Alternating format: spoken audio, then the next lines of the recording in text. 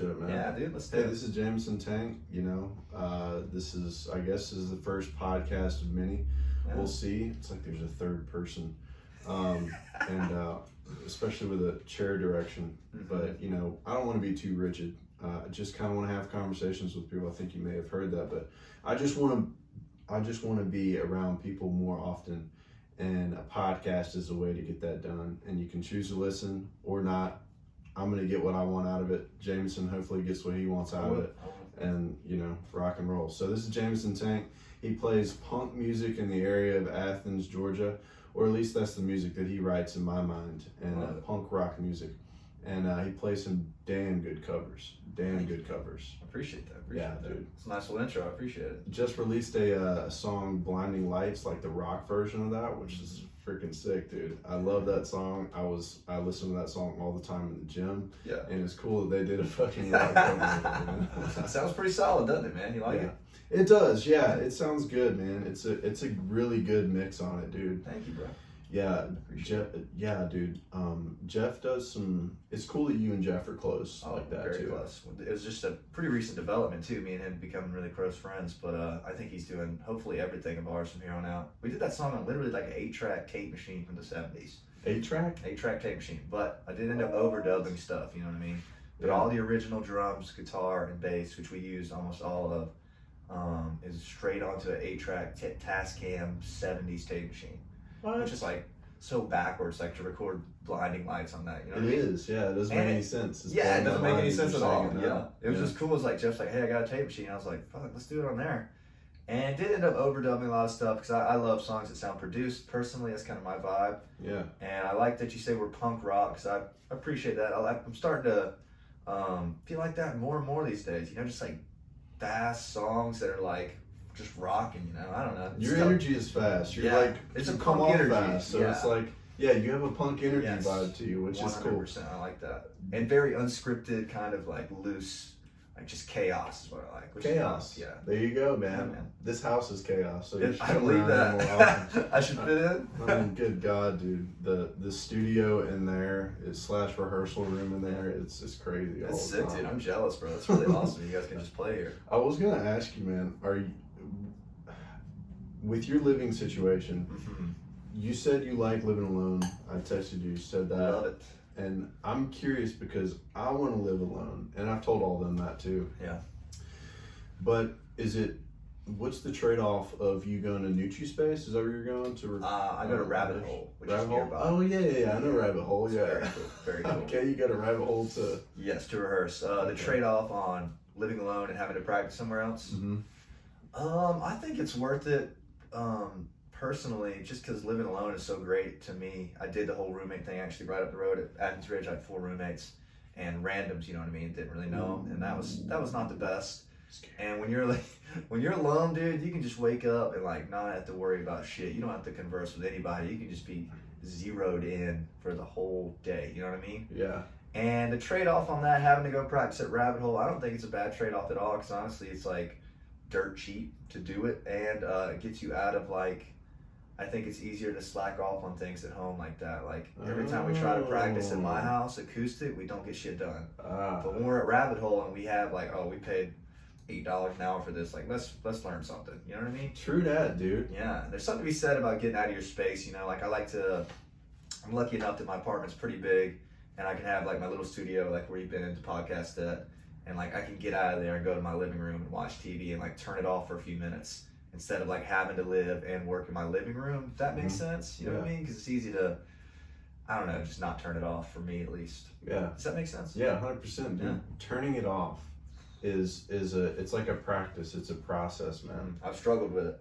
And I'm so obsessed with systems and trying to get systems in place to make sure that you're doing all the things correctly. Like one thing I've been doing recently, I'm really happy about in terms of taking control of your time, where your time is more intentional.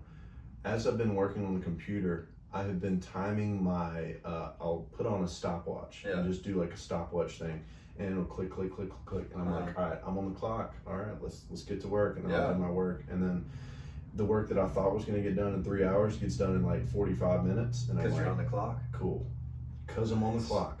I'm and like it's just nice to know that kind of stuff. listening instead of listening to a time. podcast or listening. You know, it's like, all right, jazz. It's so easy to waste time, dude. Like, God knows how many hours. So easy to waste time. Everybody you've ever met has just wasted. You know what I mean? Everyone. So it's that's an ongoing battle for me too. It's like, oh, if I were to get up an hour earlier, I'd get an hour more's work done per se. And it's like, oh, maybe don't sit back and watch that 40-minute podcast episode. Like, you know what I mean? In the morning, like that's a waste of my 40 minutes a little bit sometimes. Yeah. And instead of like booking or doing something important, you know, and it's like really easy to turn it off. But I was watching. I'm not a basketball guy, but I like watching like Kobe Bryant videos because he's always talking about this. He's like, if I get up at 4 a.m. So if I get up at 4 a.m. and train till 9, and you get up at 9, I'm already twice as good as you in 1 year. And I was like, fuck. I'm 5 hours better than you. Yeah, and I was in 1 day. It's like, fuck, I don't know if I get up at 4, man, but like 8 or 7 would be better. I don't know. It's really easy to waste time. I try not to take too long of naps and stuff. I think the power nap isn't that Albert Einstein? Is it Einstein who like was a big believer in the 10-minute power nap? Or maybe Churchill, maybe. Sounds Winston right. Churchill. It's some of those people, man. I believe it though. Einstein. Oh no. Oh, I think it was Einstein. Yeah. Because he would hold a ball in his hand, and when it fell, and he would have a little metal pan below it, and as he would nod off, his hand would relax. That's and crazy. The ball just falls on the pan and wakes him up. You know, it was only like 10 to 20 minutes is what I read. It said about like anything. Well, and you know what I'm talking about. You take an hour and a half nap and you're just beat after. You know what I'm saying? Like you're like more tired than you were. Yeah. But it tastes so good. You know what I mean? Like it feels good sometimes. So I don't know. Escaping into the world of the unknown inside your subconscious mind is incredibly it's like emotionally relieving. Oh yeah, to some degree. Sleep is super important for like even like muscle growth and stuff. They say, you know what I mean? And like, so I'm trying to thread that needle between like I want to wake up early and get stuff done, but also like I want to live my life too. You know, kind of the same thing with eating. Like we were talking about, it's like man, I'd love to be in better shape and I'm going to the gym every day, but like, do I want to like skip this meal and like skip this good time that I would have to do it? You know what I mean? Mm-hmm. Probably not. So I try to thread that needle, you know. Constantly, man. Yeah, constant optimization, sort of like. Man, I think I'm OCD as fuck about it. I think it's like bad for me because I'm thinking about like constantly like, all right, how much sleep.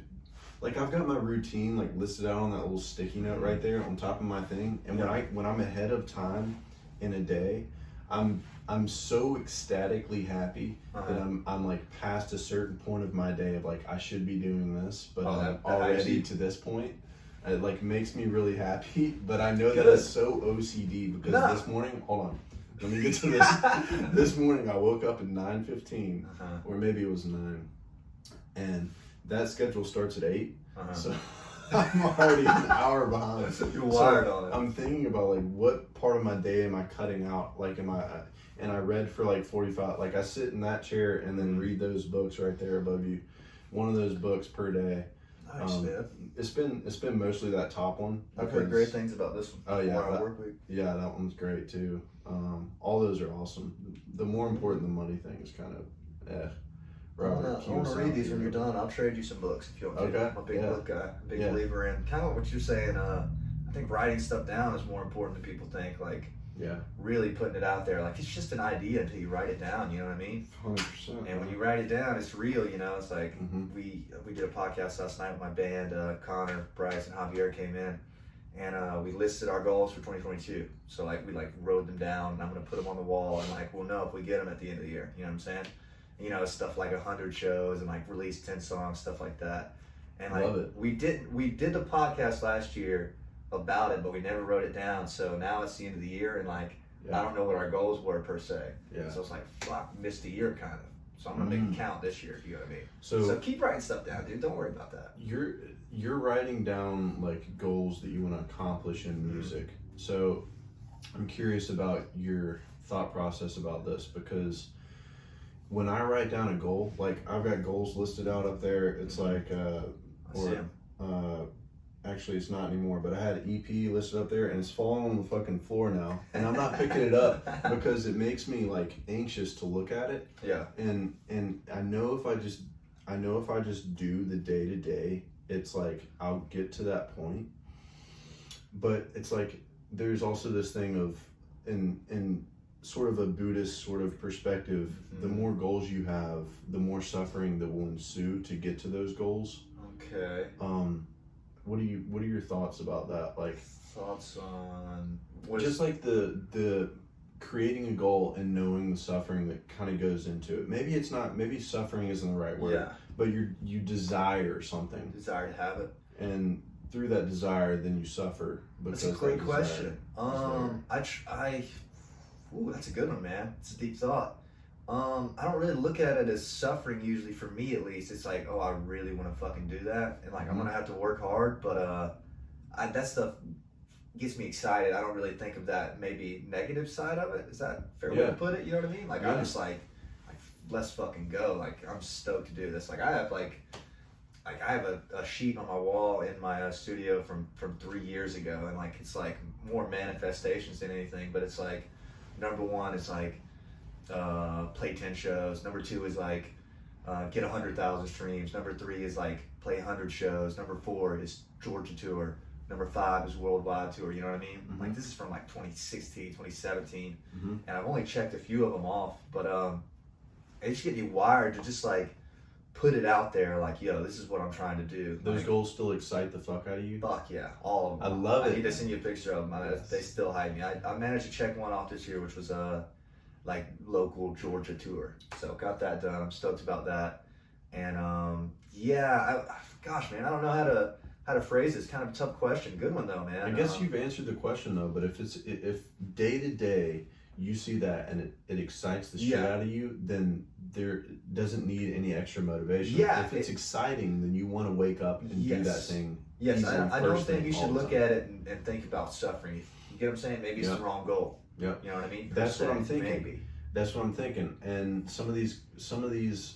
So when you talk about getting excited over a goal, there are certain goals that I have that I'm like, maybe need to rethink that. Yeah, you know, that might be this genesis of your issue. There's been a lot of that recently in my life, which when I start reading philosophy books, I'm like, that's what's happening. It'll change things.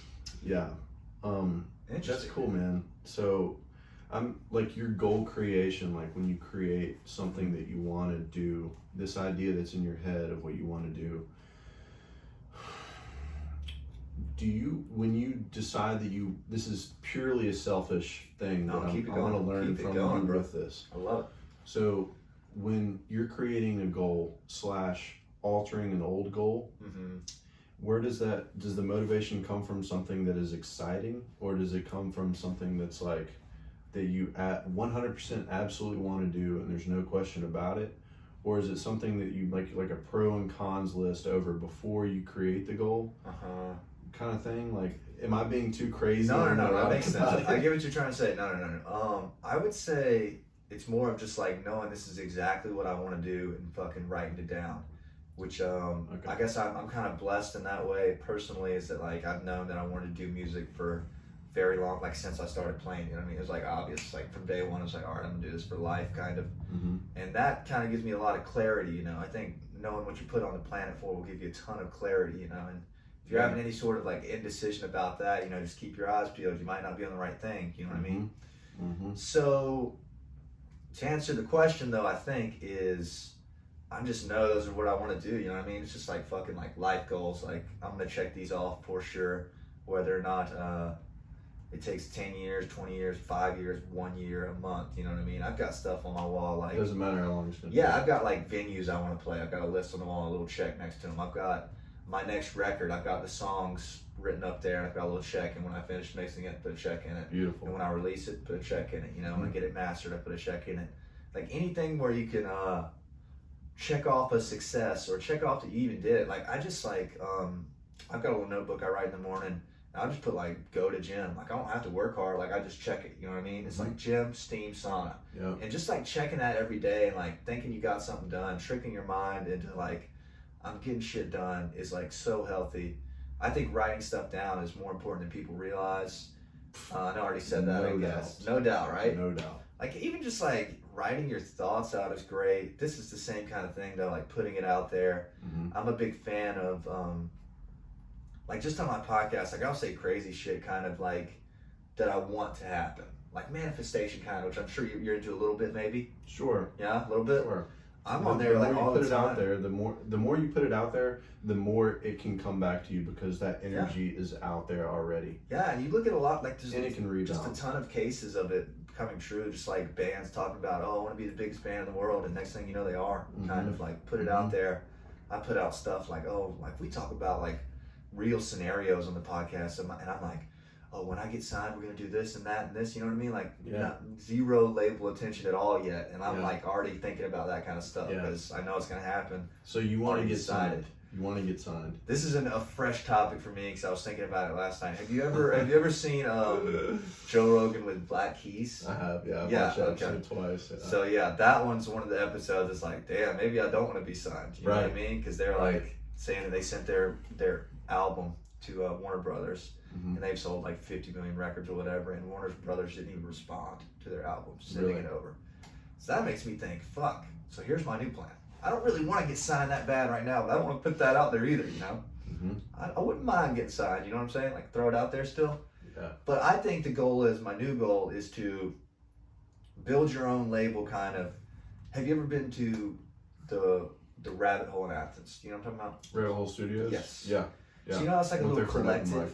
Yeah. You know it's like a little collective. Everybody lives there. A bunch of goofy oddballs. Yes, a bunch of crazy guys. Eccentric, dude. So nice stuff. Yeah, it's very My new goal is to kind of have that as like one day we'll be big enough to where like, oh, we've got this own our own studio on location with the label, with the management and the booking, and everybody works there, and it's like the homies. You know what I mean? It's like Jeff works in the studio every day, makes all our records, and insert name is our receptionist from Athens, you know, that we met and supported us along the way. And we've got people that specialize in sending stuff to radio. We've got people that specialize in getting us shows, you know, like the goal is to build the label yourself to like no middleman. Yeah. And it's extremely doable, I think. I don't know if that was the best explanation right there, but do you get what I mean? Being a full shop, full stack, being able to do everything yourself. That's kind of my new, like, I'm starting to manifest that now instead of getting signed, because for years it's like, man, if we get signed, that'll be it, you know? You have full owner. All right, so, dude, have you heard about the NFT game?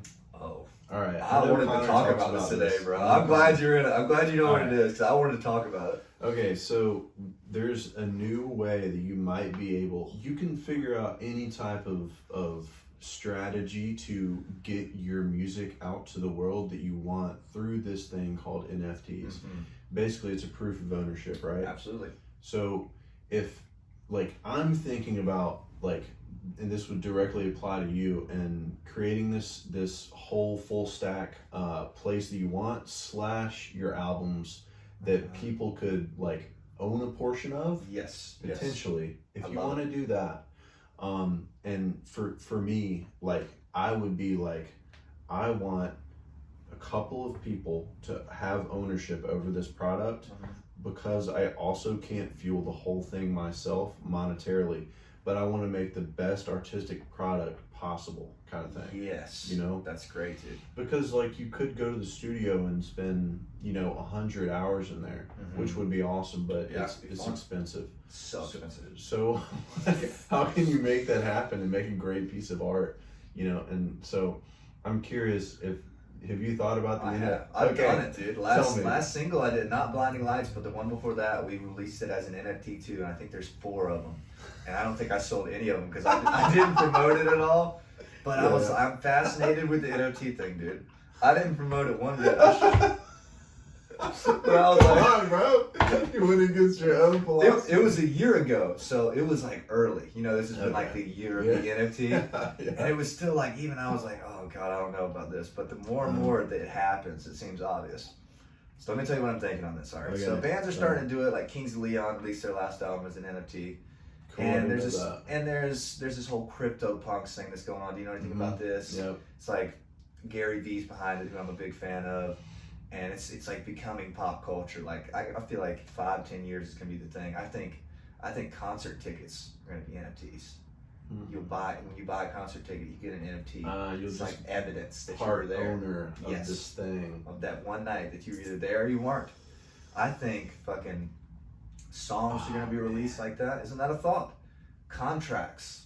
When you send a contract over to get booked, I think it's going to be an NFT. They're going to print it onto the blockchain. Okay. Hold those thoughts real quick. I've got a story about something that this would apply to. Tell me. I remember the first time I ever performed on stage and played original songs. Mm-hmm. There was this guy that was sitting about 4 feet from me, right in front of me. And I was standing, he was sitting, and I was like, hey, this is the first time it was sounding more like this. Hey, I'm really excited to be here, and this is my first time on stage. And then he was like, oh man, this is your first time on stage? Like, do you have any pins or something that we could have for like this being your first time on stage kind of thing? Yeah. And that hit a note with me because I'm a businessman. Yeah. That hit a note with me. So this whole NFT thing could totally have some type of energy like that from that guy kind of thing. Yeah. It's coming, man. I think a lot of people are trying to ignore it. I'd love to be early to the game. 5-10 years. Yeah, I think it's in the 5-year window, man. Imagine it, dude. 5. Like, think about how far they came this year. You've got like literally today, people like Post Malone and Logan Paul, like their avatar on Instagram is an NFT. Right. They're promoting it. Jay-Z you know what I mean? too, yes. right? Yeah. It's crazy, bro. It And is. like, people are gonna release albums and songs early as NFTs. I think. I want to try to get into it, but it's not as widely accepted enough yet to do it. And like none of my homies are buying NFTs. No. Yours, you know what I mean? One guy. But they will. Nick Alcott. They will, man. I'm telling They you. will. I got faith in it. Me and Connor did a whole episode about NFTs and Ethereum and that kind of stuff. And it's going to happen. So I've got my eyes peeled on it. I'm super interested in it. There's a great Gary Vee podcast I'll send you where he talks about it, like brand and like NFTs and how to take your brand to the next level. Because think about something like TikTok, dude. TikTok a year ago, it was kids dancing. And that's what like was the stigma. Like, I don't want that. I don't want to get on that shit. Kids are dancing. Now there's construction companies on there selling products. There's all kind of people. There's lawyer firms giving advice. Mm-hmm. The amount of 30 to 45-year-olds that are joining TikTok is like, it's like 1,000x in the past year. You know what I'm saying? So everybody that was hating on TikTok and not on there, you know, and I haven't murdered it on there or anything, but like they're a year behind. You get what I'm saying? Yeah. They're a year behind. Yeah. I've been on YouTube for like 3 years and probably got like 40,000 views. My second TikTok got 60,000 views. Right. And it was a 10-second song. Right. It's like, wow, the ROI on exposure here is massive. I have heard a bit of a thing with the TikTok thing that's like, What you got? oh man, I heard this crazy thing the other day. But first, with TikTok, they do that with you with your first like 1 or 2 or 3 posts. They push them hard to get you hooked. Yeah, Yeah. to get you like a huge dopamine. Yeah. And, oh my God, I'm almost famous. Then you're hooked. Yeah. That's smart. Hit me with a doc. And I haven't got that many views since then. Right. So and that's definitely true. And so like that's a Gary Vee thing is Mm-hmm. what you're doing with spreading out to YouTube, spreading out to TikTok, spreading to Instagram, all that stuff. But one other thing about the TikTok thing, which I think is interesting, is that there actually I don't want to get into it. I don't want to get into that. You're good. But the Gary Vee thing of spreading your, it's Content. like diversifying your portfolio of money kind of thing across it. And that's one thing that I'm doing with like this email newsletter kind You're of killing thing. it with that. I'm a big fan of I this. just want to send out like what I'm thinking about, what I'm feeling, what's going on, like what I'm learning about, those kind of things, because when I do that and someone responds to me, that person is like a hardcore A real fan, yeah. Hardcore fan. And I'm like, okay, well, if I'm going to continue exploring, like doing podcasts, doing music, writing software, doing all these different things to just to try to like explore, and it's like diversifying your portfolio with your output of information is perfect. Totally, man. Yeah, that's a huge Gary Vee thing, and it's smart that you're doing that because it's smart that you're doing that. I'm not doing it. You're doing pretty good. I'm doing the email and then maybe more of this. You done some and reels then, and stuff. Yeah, and like Instagram and stuff, but like the YouTube stuff is really good that you're doing. I'm not on TikTok, so I don't see any TikTok, but like, I mean, you're constantly posting on Instagram, so. I try to be, and I definitely got that straight from Gary Vee. I've taken a lot of tips from him. He's big on brand, and that's what it is. It's like, I take the crappiest video, dude, and I post it on everything, bro. You know what I'm saying? The worst video. It can be just the shittiest iPhone video with the shittiest quality. It's going on YouTube. It's going on TikTok. It's going on Instagram. It's going on the band page. I'm sharing it on Facebook because that's your brand. That's where he's always talking about investing in the brand. And people don't, I won't say they don't do that, but like the way you do that is videos, kind of, sort of. T-shirts. I got the fucking T-shirt on today. Yeah, dude. Got the T-shirts. I got the koozies. Like the brand. The brand is long term. The brand is playing long ball. Yeah. You're building a brand that is going to last you forever, and that's where the money is. Not that it's about the money, but like the longevity of it. The brand of Led Zeppelin still sells. The brand of Winston Churchill still gets more popular every year. You know what I mean? No. It just ages well. It's kind of a legacy thing. I would say, dude, just start posting on everything you can. I know that's easier said than done, but like that video you posted from 40 Watt Club with your name behind it, that was sick, dude. Yeah. Take that, put it on TikTok, bro. Oh yeah, I like woke up today and I was like, I forgot about all those videos. Yeah, you should, man. Make a YouTube short, dude. YouTube channel takes 10 minutes to make it. It's great exposure. I made like lifelong fans on there, I believe. Definitely. I hope at least. Definitely, but dude. You're on a great start with the email because I'm a big fan of it, and I was looking through it. And you said you were reading a book, and I like Googled the book. I was like, damn, this looks good. It was like The Search of Music or something like that. Oh yeah, it's right there, the music lesson. Yes. Okay, sweet. Because I Googled it. You can borrow that if you want. Oh, I might have to take you up on that. Because I was about to order that shit. The one above that, the show your work thing, is the one that got me started on the email list. I was like, all right, fuck it. And also like sending. Oh, dude, I've heard of Steal Like an Artist. Connor's read this book. He said it's great. Yeah. I think I've read that like 3 or 4 times, but it's also like very design oriented. There's a lot of cool diagrams in there and stuff. It's really nice. Great. Yeah, and one thing on the on posting constantly. There's one thing that says in there. It's like, don't spam, but also like have quality, but don't spam too much, kind of thing. I'm curious, like where you lie on that kind of thing. It's another thing. Because you post a lot, it's a lot of good. It's a lot of really good content. Thank you, by the man. way. Appreciate It's that. all really interesting. Thank like you, your bro. videos are really interesting to watch. It's something I've really worked on, and it took me a while to get there. So I appreciate that, man. Thank you. What I would say about that is it's a very difficult line to thread because it does seem like sometimes like people feel like, God, James posts another fucking music thing. You know what I mean? Like even my personal Instagram has kind of turned over into the band as well. So it's like and I don't think that's a bad thing. You don't think so? See, I'm kind of back and forth on. Yeah, I mean, this is what I do. You know what I mean? That is like, you. Yeah, that's my thing. Like, Period. I'm living it. So yeah. I'm back and forth on it, but like I'm not gonna make like a great video and not post it. You know what I mean? Like why would 100%. Why would I be like, oh, they don't want to see that? Because then, you know, with that mindset, they don't. But exactly. To answer your question, that's though, the key to all of that, right? Mindset. Yeah.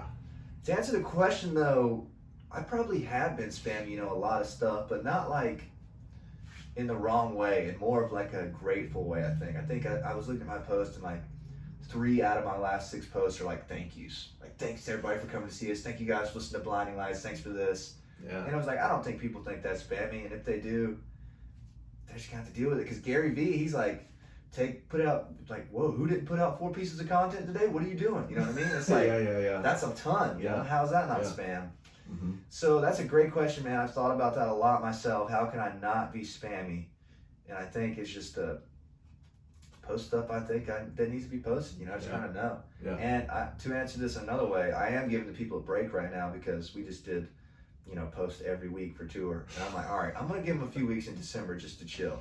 And I'm not going to say very much these few weeks, so. Hey, listen, everybody's going home and stuff right now, too. So, I mean, it's not like... Yeah, it's like a natural flow of like, oh, just maybe chill out for a second. Yeah. But I'm so happy we got into that a little bit. Yeah, dude, that's a great question. You're asking questions that I'm thinking about already, so this is great. I'm curious also about like one more thing on the like algorithm of let's say Instagram. Yeah, like totally. one of my buddies hasn't posted in forever, and he'll post a like a wedding, sort of the average wedding thing that you see all your friends post, which you're kind of like, okay. Yeah, like he was at a wedding? Is that what you mean? Right. Yeah, okay. And like, you kind of want to see that stuff, but also at the same time, a little bit, you're like, can you do more interesting stuff? But, you know, you see that come up, and it's the first thing on your feed, and it seems like it stays there for, like, a lot of the day until you open up Instagram. I guess this is a weird algorithm question that may be hard to answer, but, like, it's almost like not posting sometimes and then coming back and posting again. Like it seems to fuel itself anyway. Any way you choose to use Instagram, it can still somehow fuel itself in terms of people seeing your content, kind of thing. Yeah, are you saying that, like, sometimes going away for a few weeks and coming back, that post will do really well when you come back, or the content will do better? Yeah, I think that's totally true, because the more and more tour videos I posted, kind of the less the engagement would go down, per se, because, you know, seen it, kind of like you said when you saw my podcast. So I took notes on that. You were like, seen it. I was like, all right, I got to start doing something different in these videos. You know, I can't just do the same thing every time. Yes, I think being strategic about when you post and what you post is fairly important, but also not. Like, I like to just post some random stuff every now and again too. Yeah. But, like, I'd say be aware of what time you're posting at is more important than a lot of things. Like, don't post at 6 a.m., you know what I mean? Nobody's up on their phone, everybody's asleep. Or don't post at 12 even. Like, look up, you can check the hours of, like, when your Instagram is trending through your insights, you know? And you can see what time your audience is on. Yes. I can show you after this. Okay. Yeah, cool. You can see what time your audience is on. And for me, it's usually 12 o'clock and 6 o'clock and then again at 9. So I try to mix it up between those three with the best engagement at 12 because everybody's awake and excited about the day, you know? So being aware of that kind of stuff, and being aware of, like, oh, if I post the same thing every day, people are going to stop caring about it, per se. Like, keep it interesting. One thing that I was talking with Garrett about yesterday on this topic of posting often, or trying to find out, like, when you should post and all this stuff. Well, we were talking about, like, targeted ads kind of thing on Instagram. He messaged me about this. And I was like, dude, you should talk to Jameson, no doubt. Yeah. Damn it, I forgot what I was gonna say. No, do you want me to talk about targeted ads? Is that what you like to do? Yeah. A little bit? Yeah, let's talk. Okay, so how about this? If you're on Instagram and you have a upcoming show to, let's say, the 40 watt, you're headlining the 40 watt, and how do you find the people you want to tell about this show? Like, how do you find that group of people? The target audience. Yeah. Great question, man. Honestly, the best answer for that would be by, like, making ads. Because, like, first off, when you make any sort of Instagram ad, don't let it do the build your audience for you. Like, there's an auto option they'll build your audience, you know? Don't do that, because it'll just be like crap, you know? Like, that's just to keep people on the platform. You want to get in there and, like, obviously whatever town you're playing in, make sure that's the only town that you're targeting. That's just the kind of obvious but important. And then, like, topics, you know what I mean? I'd go through and, like, say you're playing 40 watt, make 40 watt a topic, make your music a topic, make relative types of music, jam music, folk music, country music, add all those in there, add a few of your favorite bands in there in the topics area. And then by doing that, you'll make an ad, it'll bomb, you know what I mean? Topics area of Instagram? Yes, of Instagram ads. And this all pulls up when you go to make an ad. It'll be location and then topics of interest. And do that, and it'll almost assuredly bomb, you know what I mean, the first one. And then you go, all right, well, fuck, nobody's interested in this, and this. And you go back and you can edit that ad, and you renew your audience. You go, all right, let's get broader. Let's go UGA. Let's go Athens, Georgia. Let's go music. Let's go live music. And then boom, you start getting more hits. Like, all right. Then you just keep honing your audience, and people are liking it. But at the same time, like, I think people's hopes for ads are a little higher than they should be. Like, people are like, oh, I'll run a $30 Instagram ad and 70 more people come to my show. Oh, no, that's not how it works. You'll be lucky if 7 new people come, you know what I mean? Yeah. So, not, you know what I mean? Maybe that's a negative perspective, but I think that's just accurate. what else do you want me to answer on that? I'm sorry. Remind me of the question. Like, if you're Honing gonna an headline, audience. headlining the 40 watt, how to find your target audience. Okay, I would say pretty much what I just said is like do ads before that get you there. Kind of like try a few audiences maybe. Hone in yours. Like just the first ad off the bat, I would put a solid amount of money that it won't hit. Okay. Because you'll find it through doing it. It's like anything else, like playing shows. Like your shows get better by doing them. You know what I mean? Mm-hmm. And I know it's kind of like a boring answer, but true, I think. And I tried to. I was gonna call Garrett, tell him this as well. Make the ads cheap at the start. Don't make your first ad $100 ad. You know what I'm saying? Right. Make your first ad A/B $5. split testing kind of thing. Like try and do some of that. Exactly, and you'll see that a lot of it has to do with what you're boosting. You know what I mean? Like if you just boost your show graphic, which I've done a pretty good bit, most of them aren't going to get that much hit because it's not very engaging. You know what I mean? Like they see show graphics all day long. You know what I'm saying? The audience. But if you do a video, sometimes crappy videos have done better for me on this kind of stuff. Like the most iPhone video, boost that. That's engaging. That's a good look. You know, if it's very real, people can be like, "Who the hell is this on my feed that I've never seen before?" You know. Okay. That helps a ton. Any video is better than any picture. Yeah, for sure. Anytime. No doubt. Having a smile on your face or somebody having a good time, someone else having a good time is great. No because sunglasses. Y'all do great with that. Yeah, no sunglasses. Mm-hmm. Look at the camera. Yes. Make like eye contact with the lens because like that's someone potentially looking into your soul. Exactly. And then that's what you want to share anyway with that. That's a great way to put it, man. All that stuff is important. Instagram ads are quite the pony to wrangle, you know what I mean? But worth it once you figure it out. And I don't think by any means I figured it out, but by halfway through the tour, what I was doing was we'd go play in Tuscaloosa, of course. You're near your little town. Yeah, I want to talk about that. Yeah, and let's get into that. We would play, and I would literally, I had the crowd filming us because we couldn't bring a cameraman. We couldn't afford it. I had the GoPro that I bought, which is the best money I've ever spent. Jameson bought a GoPro and brought it to Tuscaloosa.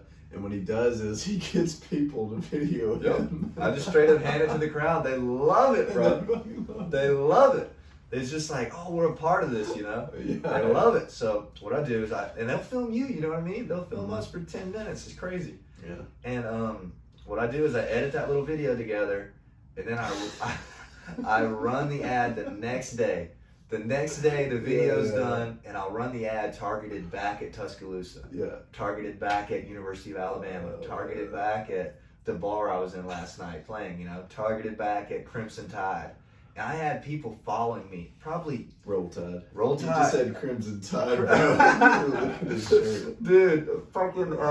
Baby, we got him. The day after we did Tuscaloosa and I ran the whole ad, I went through and I had 35 new followers, and I could click on it and say, "Oh, met her at the show. Oh, met him at the show." I recognized him. That's you know what I'm awesome. Saying? Like it was people that I saw that didn't follow us until they saw the ad. Okay, that is an amazing point. Yeah, I'm hyped on that. Because this is what I was talking to Garrett about. The finding people, basically, simply put, cross-pollinating with artists in the area, trying to get their audience be a part of your thing, and then your audience being a part of their thing, kind of thing. So you all just sort of share the people that are interested in the community of Athens music scene, kind of. So that point you said right there was really good, because if you target your ads towards people that are you know, kind of, or potentially went to the show, like you played at the booth, right? Oh yeah, loved it. Loved it. It was fun. The booth, dude. That booth is such an awesome We're playing place. at the booth again in February. Are you really? Yep. Yes, man. Yeah. I'm sure they fucking loved y'all. Yeah, they did. It was fun.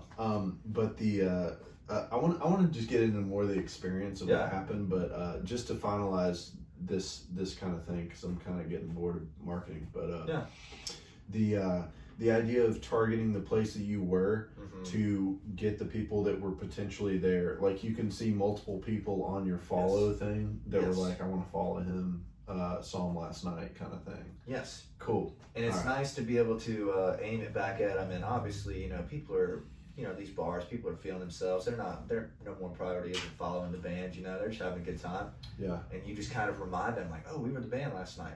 Mm-hmm. You know what I mean? And that's panned out for me a couple of times. I won't say it, not every ad I've done. Maybe probably 40% of ads I've done have failed. So, you know what I mean? Like a few college towns it hasn't worked. I haven't recognized any of the new followers I got, or haven't got any followers from it. But that one time in T-Town, it was like 35 to 50 people that I recognized. I was like, she was standing front left.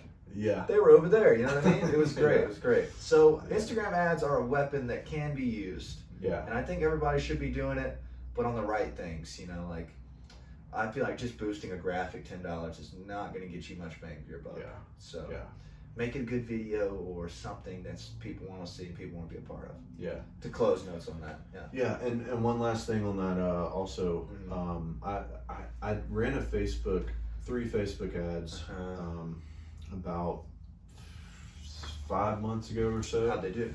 And I think I spent $200, and I had like an extra like 20 people follow me or something that were like heard Gold Rush and were like, oh cool, you're a brand new artist basically, that's cool, how do I find out more about you? And I was like, well, join this group.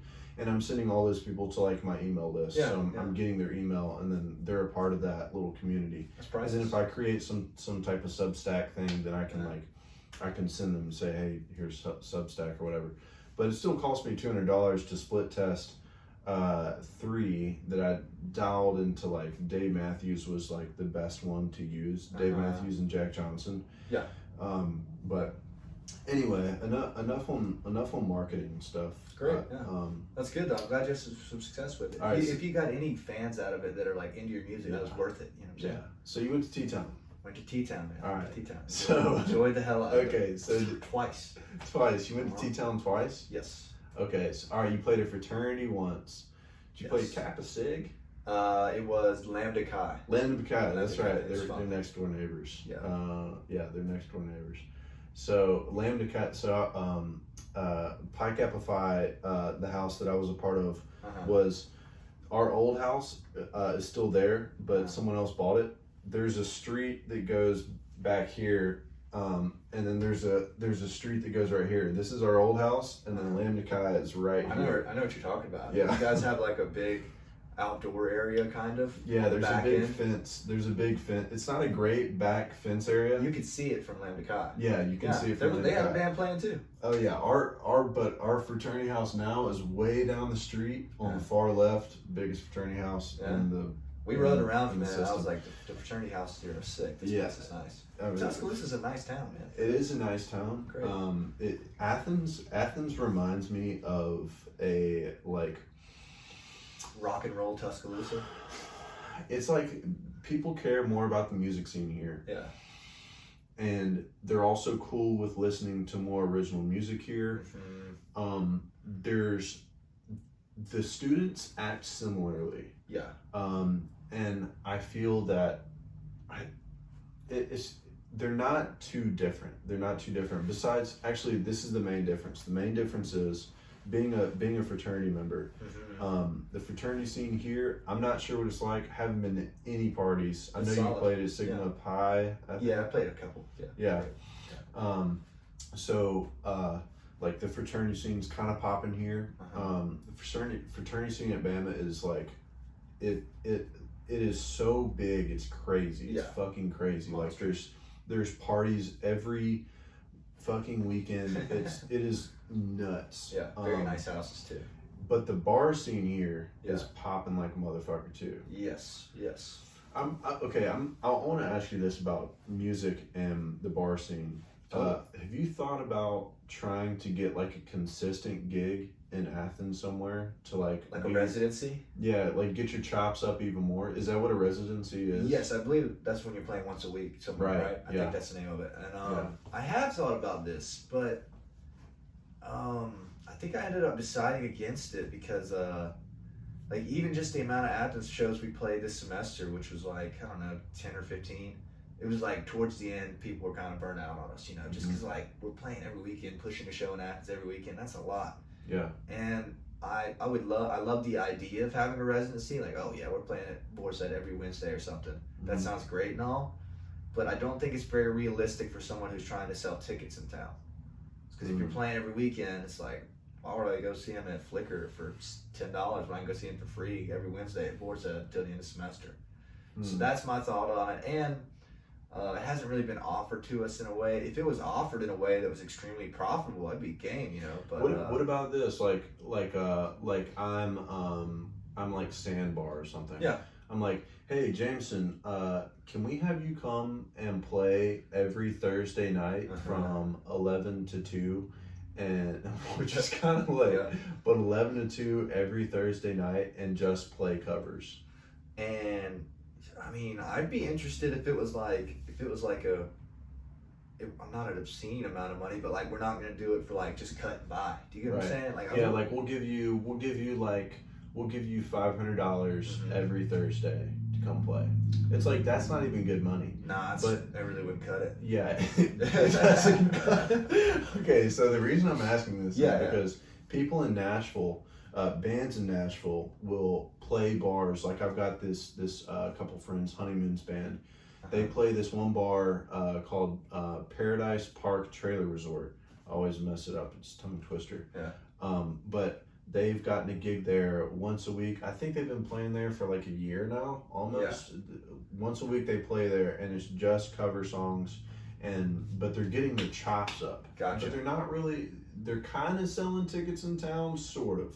Yeah. But like really what they're doing is they're just trying to get their chops up. Which I'm curious about this thing of getting your chops up, and a way to do that with hopefully making money and hopefully doing it in the area that you live at, and hopefully not doing it too fucking late at night. Yes, I get what you're saying. That's interesting. I think Nashville was probably a different game though, because you know, like tourists. Exactly. Like Athens isn't necessarily a tourist town, so that's some interesting. I think if you're trying to get your chops up, just like having shows to push pretty consistently in a town would be better. That's just my opinion. I mean, I don't know anybody in Athens that has any residencies really, but like I think like just like booking a show at Boars every 3 weeks and like Avery Deacons kind of does. Yeah, right? That's true. That's true. Good point. Yeah. I think that having a show every 2 or 3 weeks and like pushing it as like, oh, we're playing somewhere, you know, would be better than like, come see us this Wednesday. Come see us this Wednesday. Well, come see us this Wednesday. You know what I mean? Kind of, yeah. I guess like less with the promotional stuff, and just but honing your chops. Yeah, that's what you're saying. Yeah. I mean, honestly, that's probably the best way to hone your chops for sure. Because just playing is the best way to hone your chops. Right. You know? Right. So it depends on what you're kind of trying to do with it. If honing your chops is the number one goal and selling tickets isn't, then residency would be great. You know what I mean? And then again, even going and playing Boarset 3 songs every Wednesday, that's kind of, you can do that every week. You know what I mean? Yeah, but playing for 3 hours every Wednesday, that'll help you a lot quicker. That's it. Yes. So I think it depends on who you are, man. It can be very appealing to the right act, you know. And if you're in that place where you just want to hone your craft, I think it's a great idea. I admire anyone who plays a lot, man. That's my like internal scale on like who's really killing it in town is who's playing a ton in different places. 100%. Yeah. 100%. So, to answer that question, yes, I think residency is a pretty good idea for some people. Yeah. Yeah, I'm trying to stay open-minded on that stuff because it started that I'd be like, no, Reddit, no, you know what I mean? Yeah. But now I'm thinking, hey, for the right act, that's perfect. I mean, you know, for the right act, and you know, if you really want to, I mean, god damn, the reason, one of the reasons is because my buddy Leo Farlace's voice has changed so much recently, and it sounds he used to sound like okay, like kind of like an above average singer, and then now he's like an incredible singer. Yeah. And he like Led Zeppelin style singer, and it's like I'm sure like he was just playing all the time, and then this thing just kind of happens, and it's like boom, here it is. Yeah. I'm this guy now. Yeah. But on the thing of like playing shows in the area, do you ever like when you choose places to play shows, do you draw like a perimeter of like around Athens or around a city or around a town, or like Where do you choose to try and play your gigs at? That's a great question. And is it for gathering fans? And you mean like per venue or just by town? Like, if you, like, let's say you wanted to go play, actually, this is a better question. Yeah. What's your motivation for, like, wanting to play gigs consistently? Is it to grow fans, and is it to, I mean, I'm sure it's a culmination of a lot of different things, yeah. but it's to grow fans, but I don't know, maybe. I get what you're trying to say, I think. Okay. Yes. Number one thing would be to grow fans, because it's not going to just happen there without it, I think, at least a little bit. Yeah. I don't think people are in Tuscaloosa are just hearing about us until we started playing there, you know. We had zero Tuscaloosa fans till we went and played, you know. And people talk about people that come to town and play, and it's a good show. Totally. People talk about I get hyped about people that come to Athens, you know, like the Stews and some other bands are coming in I'm excited about. I think that would be the number one for me, because not to say that we've honed our craft, but like I could sing like this for a couple more years and be pretty happy with myself. I just love getting out there, meeting people, making new fans, and like I was saying on the Instagram ads earlier, hopefully I've got 30 to 50 new Tuscaloosa fans that are like fans that want to follow us, you know. And I just don't think it'll happen unless I do that, man. That's what makes me think about it. It's like, hey, if we don't go play Virginia, we're never gonna have any fans in Virginia, you know. So we're working on that now. Like we did this last tour was a lot of Tuscaloosa, a lot of Clemson, a lot of Athens. And it's like, that's barely a tour, you know? So this time it's like, all right, we got to go to Nashville. All right, we got to go to Jacksonville. All right, we got to go to Virginia. All right, we got to try to make it to D.C., you know? Because it just won't happen there without it. Yeah. So for me, it's getting fans, and I love playing music, you know what I mean? But we can play music here too. So it's less about like honing my craft. That's not fair to say, because honing the craft's part of it. Yeah. But from the start of the tour to the end of the tour, dude, my voice tripled in strength. You know what I'm saying? Start of the tour, I have recordings from the first shows, and I'm like barely getting through choruses, and by the end, I'm like belting shit out, kind of. That's great too. But for me, the main reason to get on the road is to make fans in new towns, because once you get like manifestation, like say you got 100 people in Tuscaloosa talking about you, 100 people in Nashville, 1,000 people in Athens, it starts just surging into like, oh, they've heard of us in Birmingham, we've never played there. Or, oh, they've heard of us in West Virginia through stream, so we're on big playlists and they've heard of us and they saw us on the MTV or something, you know, to where it just surges in each town. It starts Venn diagramming itself to they like, call if it you oil didn't spots. Play, yeah, oil you ever heard spots. that? Yeah. So that makes sense. That makes sense. So that's my motivation for it. But then again, just every part of the road is really great, except for like the exhaustion, I guess. So literally any of it. Yeah, dude. When we went on tour in June, it was like I remember waking up after we were in Dahlonega, and I remember waking up and I had slept on the outside. Not even in a tent, cowboy camping, just on like a mat with like a like a sleeping bag, and I was soaking wet from the dew in the morning, man. And it was like 9 a.m. and I had thrown my shirt over my face like before I was waking up, and everyone was like up making commotion, and I'm like, okay, fuck, all right, I'll get up. But like there's a level of exhaustion that happens on tour. Dude, it's crazy. It is incredible, man. I mean, people don't get it. It's the most tiring thing. It really is, dude. It's hard work, and it doesn't sound like it's hard work. When you're a kid, it's just like, or not even a kid, like literally last year, I'd have been like, what are these people complaining for? Tour, and you're living the dream, you know what I mean? But then you get out there, and it's like, you just beat down, just like hurting, you know what I mean? Like, we played in Tuscaloosa, and then we hung out at a hotel with some people for a while, and they were like, let's go swimming in this pool, yada, yada, yada. And I was like, dude, you guys are awesome and all, but I'm just fucking beat. Like, I'm good. I was like, you said no? I was like, yeah, I'm going to sleep. I was like, much love. It was great to meet you guys. It was awesome. Did Javier say yes? No. They were probably asleep already. I mean, who's yes man in y'all's group? Who's like the probably me. Yeah, you are the yes man. Yeah, I guess so. We try to interact with the people as much as possible, but yeah, it is exhausting, and we're trying to. That's been my goal. I do other booking for us. I don't know if you do that, but my goal for this next tour is to make it comfortably like, all right, 3-hour drives at a time instead of like this tour we did. We went to Myrtle Beach, played, drove straight to Clemson, drove straight to Tuscaloosa. Dude. Like, just be, oh like, my God. not even safe to be on the road. We were so tired, you know? Not a chance. And it's like, there's a point where coffee doesn't do it for you. It doesn't do anything, man. Like, eating Sour Patch Kids, trying to keep myself up. My God. And getting a sugar buzz. Yeah, oh dude. My God. It was like, we were on the way home from that run, Myrtle Beach, Clemson, Tuscaloosa. And we were just sitting there, Howie's like, yeah, let's never do this again. Yeah. I was like, yeah. Dude, I was like, yeah. There was for real. Exactly. That's on me. Exactly. Yeah, there was I remember, okay, so alcohol for me was a very good get me up kind of thing for like my 45-minute set. You were beat down. Oh my God, man. Dude, that's almost every night. I'm such like a person that needs like rest away from people for a little bit to have like fun with people. So me too, man. I remember Dahlonega, we woke up the day of the show and I was so exhausted, and then because we got hammered the night before in Garrett's hot tub, and we had a blast, and it was so much fun just talking shit with each other.